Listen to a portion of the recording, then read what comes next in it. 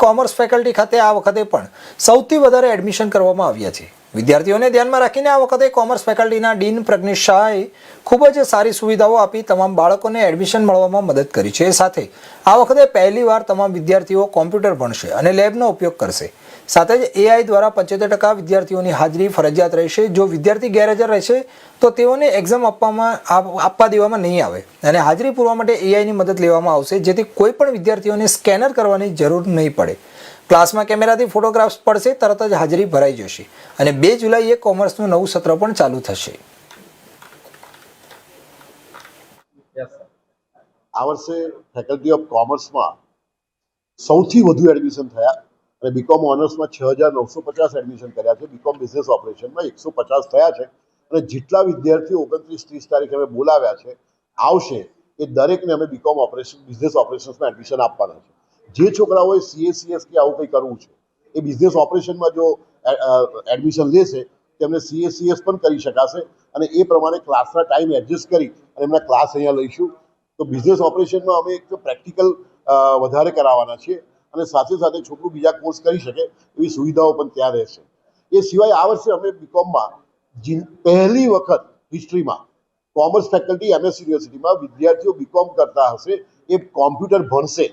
મારે બધા બિલ્ડિંગ ઉપર મેં કોમ્પ્યુટર લેબ 3 જગ્યાએ બની ગઈ છે, બીજા 3 કોમ્પ્યુટર લેબ બની રહી છે અને હું 1.5 થી 2 મહિનામાં કોમ્પ્યુટર લેબ બનાવી દઈશ એવો અત્યારે અમારો પ્રોસેસ ચાલુ છે।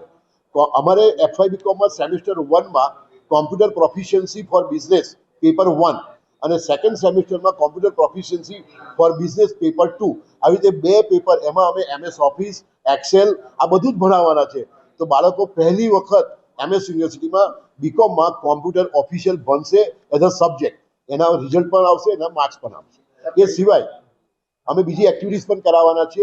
એ એક્ટિવિટી પણ માર્ક એના અમે ગણવાના છે ઇન્ટરનલમાં। તો 50 માર્કના ઇન્ટરનલમાં 20 માર્ક એટેન્ડન્સ અને આ બધી એક્ટિવિટીમાં એ પાર્ટિસિપેટ કરે એ પાર્ટિસિપેશનના માર્ક હશે।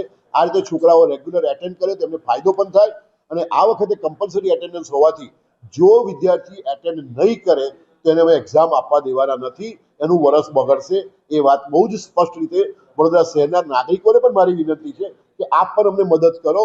આ યુનિવર્સિટી આપણી છે, આપણે સૌ ભેગા થઈને સારું કરીએ અને સારા કોર્સિસ આપીએ। કઈ તારીખથી ચાલુ થવાની છે? આપણે EI નું જે કીધું કે હાજરી 75% કઈ રીતના રહેશે?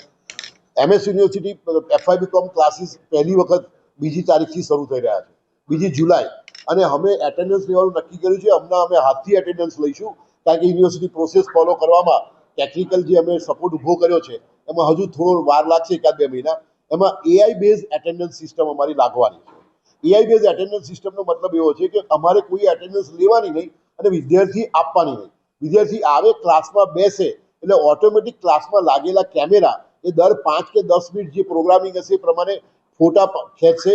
એ જે ઇમેજ કેપ્ચર થશે ઇમેજમાંથી વિદ્યાર્થીને આઈડેન્ટિફાઈ કરી અને એની એટેન્ડન્સ લેવાઈ જશે અને દર અઠવાડિયે એનો રિપોર્ટ આવશે અને એના ઘરે પણ અમે એટેન્ડન્સનો રિપોર્ટ મોકલીશું।